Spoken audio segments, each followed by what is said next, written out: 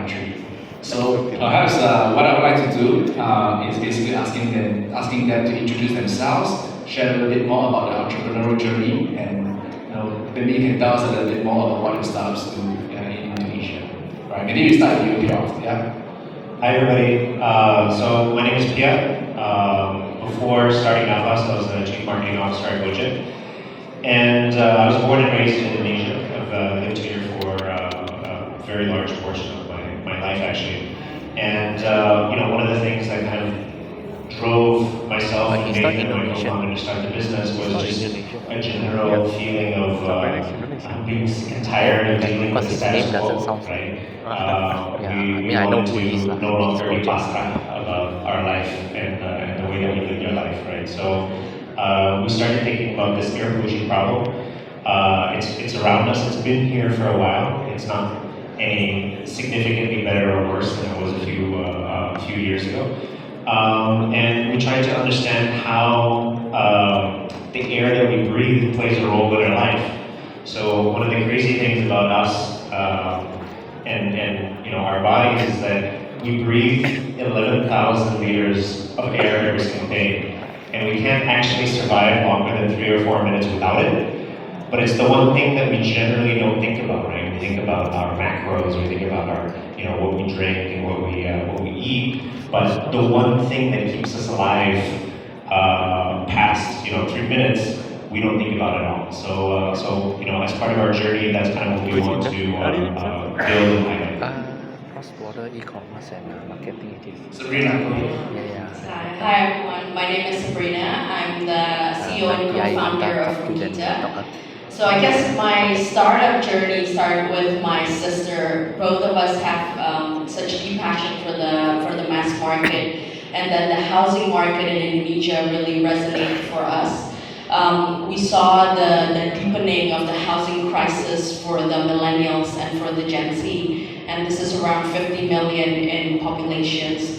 And so that's when we, in 2019, we founded Rukita. So Rukita is a PropTech company that focuses in long-stay housing rental for Indonesia. Today we manage around 14,000 rooms, and it's a two-sided market that we serve.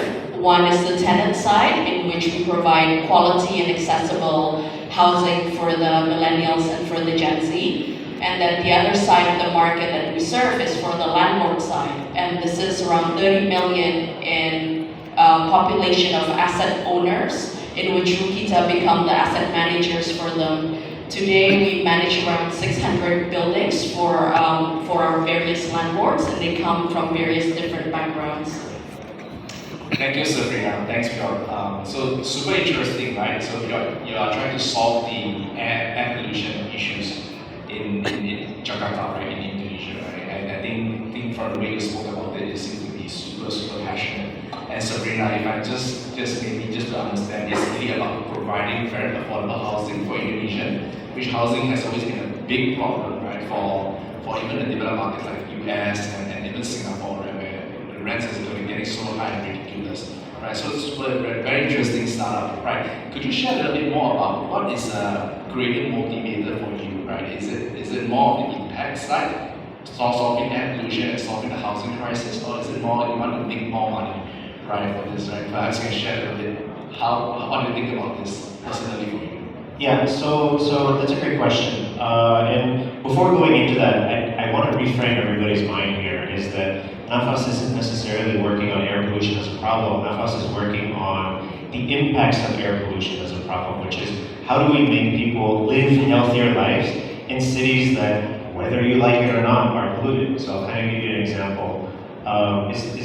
Is there a way to put the slides on? So I've got 2 slides that I want to share here. One is the fact that air pollution changes really quickly. So this is air quality data from September every single hour in the greater Jakarta area. You can see that it's something that fluctuates, and you can see it's something that changes. Right? Like China. So this is a really interesting part of what we do. Now, the key thing here is that this is outdoor pollution, right? So generally what we think about is, hey, I'm outside, once I go inside a building, I'm fine. That's actually not the case. So one of the things that we discovered is that 100% or up to 100% of outdoor pollution gets inside. This is air quality data from a preschool called Mighty Minds. The good air quality level is at 12. You can see the black line outdoor and the pink line indoor is almost exactly the same. For anybody who has the Nafas app right now, you can see that the air quality outside right now, right this second, is a PM level of around 50. I have an air quality monitor right here, and the indoor air quality in this room right this second is 48. Just to give you a reference, this is almost 10 times above the World Health Organization guideline. That means that sitting in here, we're actually breathing the same air quality as outside.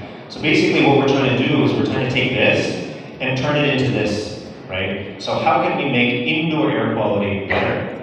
In the places that we live, in the places that we work, in the places that we go to the gym, in the places that we send our kids to school. Because this is a problem that can be solved. The outdoor problem, maybe not so much.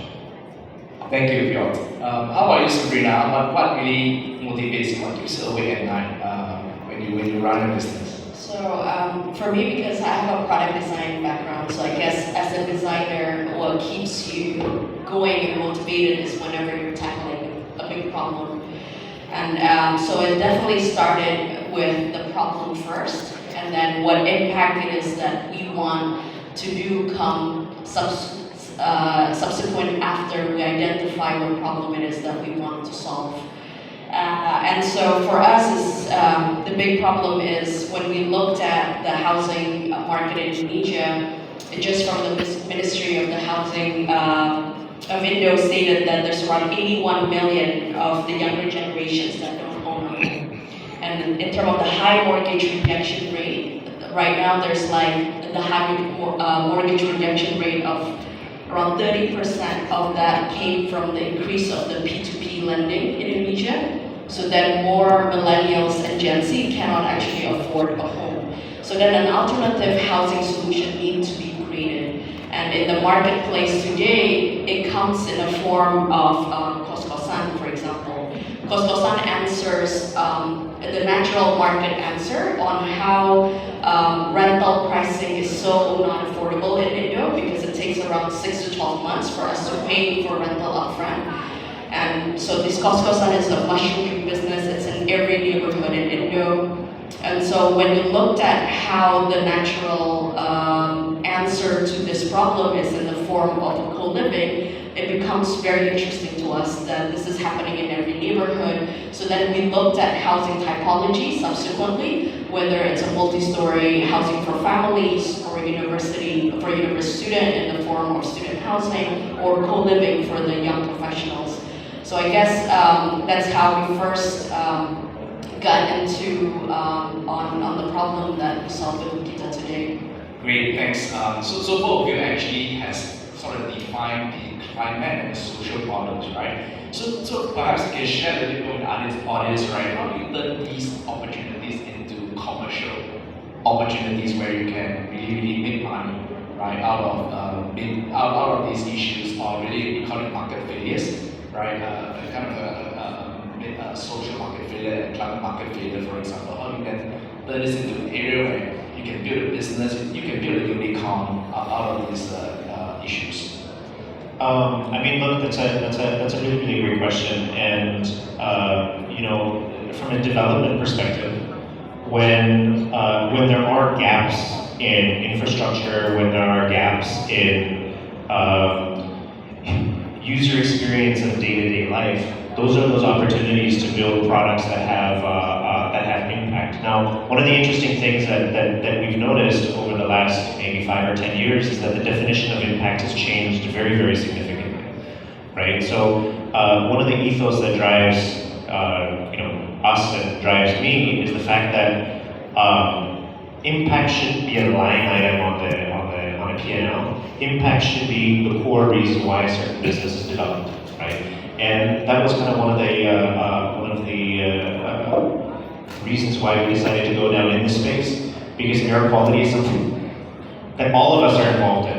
The utilization rate of air in this room is 100%, unless there's somebody here who is a zombie, right? Who's not okay. So that's something that's incredibly important. Now, you take a look at the definition of things that we should have access to for free from a human rights perspective. One is clean water. We live in a country where the clean water you have to pay for, right? You can't just open the tap anywhere and drink it. And unfortunately, because we are not taking our climate challenges seriously, we are getting to a point now already today where we are going to have to pay for clean air. So that's kind of that space that Nafas is building and growing. Thank you. Sabrina, is willingness to pay an issue for you, right? Because you are serving the very kind of, I would say, more aspirational group of users, the Gen Z and millennials, right? How do you think about charging, right, or making margin, right, from your housing across Jakarta? Correct. Really interesting questions, Zach, because unit economics for us have to be built in from year one in the business. Because we're in the PropTech space, and PropTech has always been the underdog as a high capex intense business, previous to Rukita. So we have to show it to the market that you can build an asset-light model that is profitable, and that you can grow year on year by 2x. Like for example, today Rukita has been growing for this past 2 years, 2x year on year. And we are an EBITDA positive business. We've been running EBITDA positive for the past 6 months. And so having this checklist being made inside the company becomes a very important thing. And so to answer your question then on how do we make it work from the tenant side and then from the landlord side, it's really building the right business model for each of the business verticals. Like for example, for the landlord side, in terms of capex, Rukita is here as a service provider for the landlord, for them to for renovations or for building up the units to become a really great housing experience for our tenants. But the capex is borne by the landlord, and we build a fintech part of the business that then distribute loans for landlords, where Rukita acts as a proxy in between. So then capex is borne by landlord, but Rukita as a service provider is able to then charge margin for the businesses or services that we provide for them. So that's for the landlord side, and then for the tenant side, building, I think, a great quality housing experience is important, no matter at what price point you're paying it for. And so for that, I think if you can make a product that is competitive with what's there in the market, but still make it as a great margin business, then you have a product, you have a business. No, thanks. Just to really summarize it for the audience, I guess the key takeaway is how do you then build a viable and sustainable commercial model, right? So that your commercial model, the cash flow from the commercial model can go and finance the impact outcome, right? And it's not just the impact itself, but ensuring that you have the right business model. We talk about the right unit economics, we talk about the gaps in infrastructure. So these has to come in place, right, for the impact to even be scalable, right? From just a kind of one first customer to millions and millions of customers in Indonesia. Okay, great. So perhaps if you just shift gears towards our daily operations, right? And as you look at operating your company and your daily decisions, right? How do you balance between should I prioritize impact or should I prioritize going for profit or going for growth, right? For example. Yeah, can connect from there. That's a good question, and it kind of goes back to my answer before, in that the core of Nafas's business, whatever we do is impact related. Here's a question, everybody. Who got sick in August with some type of a respiratory illness, and or whose family, kids? You're gonna narrow down to Jakarta, right? Yeah. No. Right. So this is I'm not something that in impacts Jakarta, us, but I want to right? stay in Jakarta. And when it comes to providing healthcare indoors, Yeah, now the people core tell me part of the that business is that impact, right? Now, where profitability comes in, profitability is a pretty simple equation, right? More comes in than goes out. So,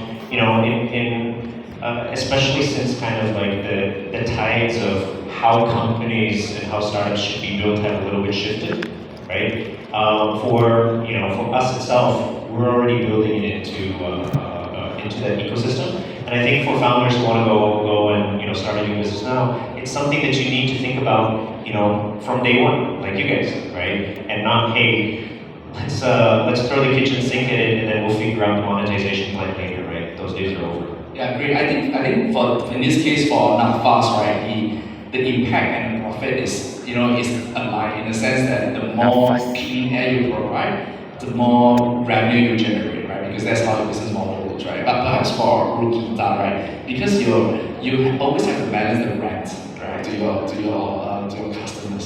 And how do you think about charging more or charging less, right? Because when you charge more, then you may not kind of extend the kind of impact to more people. When you charge less, then obviously you make less money, for example, right? So how do you then balance that on a day-to-day basis?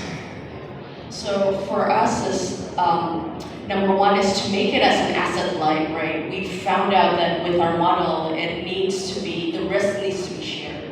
So with the landlord, we actually work on a revenue share model instead of a fixed rental. So whatever is coming out of the revenue of the building, then it's equally split between the landlord and Rukita. And then secondly is in terms of the rental, because we are, in terms of locations, we looked at it, so we looked at the demand first. So if the demand of rental comes in, for example, 2 juta per month or 2 million rupiah per month, then that is what we charge for that particular area. So in terms of pricing, we let the demand for that location define it for us. And then in terms for certain supply that requires certain kind of like revenue stream, then it's about matchmaking between the right tenant persona to that supply. And this is where the market intelligence that we build inside Rukita become an important tooling in our day-to-day business decision. And I guess this is then where the tech stack comes in, because we need to make, in every commercial proposal that we propose for the landlord, it needs to be viable. It needs to be profitable starting from day one. Yeah. Got it. Thank you.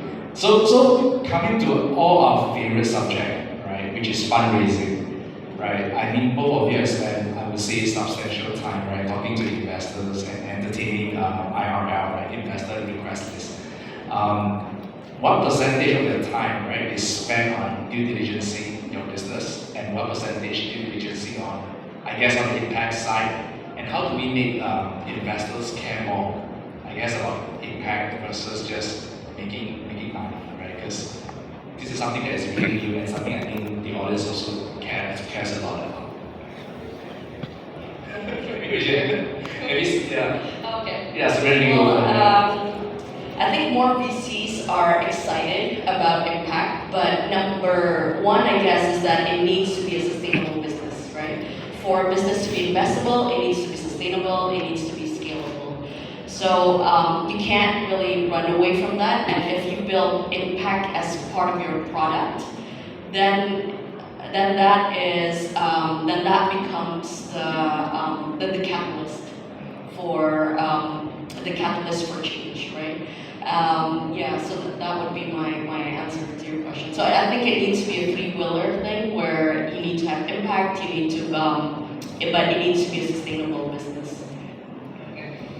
I guess what I wanted to add to that is impact in and of itself has not been properly defined yet, right? It's very much like climate change. Climate change is a big fluffy thing. It's not one thing, it's so many different things, right? So, the question is, from an impact perspective, who is this? Is this an upper market perspective? Is it a lower market perspective, right? So, it's definitely getting there. I think one of the very interesting things is that there's a lot more VCs and funds popping up that are designed specifically to focus on climate and sustainability impact, like Radical, for example. I think it will take a couple of years. And me personally, just outside of Nafas, I'm definitely optimistic. Because from a 5-10 years down the road, I really think that we'll get into a spot where a lot of the businesses are think about profitability from day one, and B, really focusing on closing these infrastructure gaps, at least from a climate and from an environment and a health perspective. Great, thanks. And I can also see some velocity change definitely on the impact investment side, and more, I think, global investors that is looking at Indonesia from that ESG side as well. Yeah. Great. So if you kind of predict, right, you mentioned it will take a few years, like 5 years down the road, let's say 5 years today, we sit down here today, what would you hope one thing that would have changed from the investment's perspective? I think one of the things that could be interesting and hopefully happens is a little bit more focus on homegrown innovation from a climate perspective, from a tech perspective, in terms of there are solutions in various markets. It could be an Indonesia-based solution, it could be Philippines, it could be Thailand. There are solutions that really have been designed for this market and this type of market specifically. And when it comes to climate, whether we like it or not, we can't SaaS our way out of the climate issue. We can't throw SaaS at a climate problem.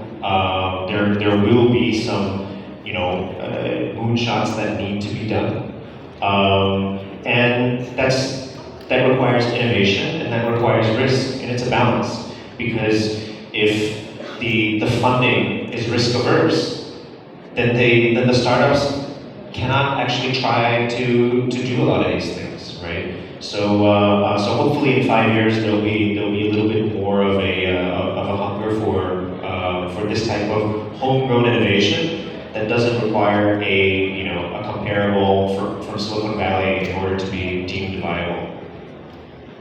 Agree. And I also add to that point, and Pure, I think we also need more homegrown local founders as well, right? Not just expect, but because our thesis, at least at the Radical side, is we believe that I think local founders understand local problems and then able to navigate and innovate better to serve the local issues. One thing I'll add to that, in this context specifically, one of my favorite startups in Indonesia is Garuda, which is focused on kind of sustainable water fishing, and the impact that they drive in terms of transforming these fishing villages into places that a truly exportable product can happen. Right? That's homegrown innovation that doesn't exist in the US and in a lot of places in Europe. So hopefully more and more things like that come out of the market. Yeah, first of a kind, right? FOEK. So Sabrina, what about you? 5 years later, at this point when you sit down, right? What do you hope one thing will have changed in the fundraising or the investment landscape? I think I have to agree with Peter there, because I think solutions for hyper-local things are quite unique. So maybe it's hard to find comparables with other countries. So if more investors are taking more risk and is willing to take that risk and look at the TAM and how that problem is solving, is this really relevant for much of the populations of one country, I think that would be really great.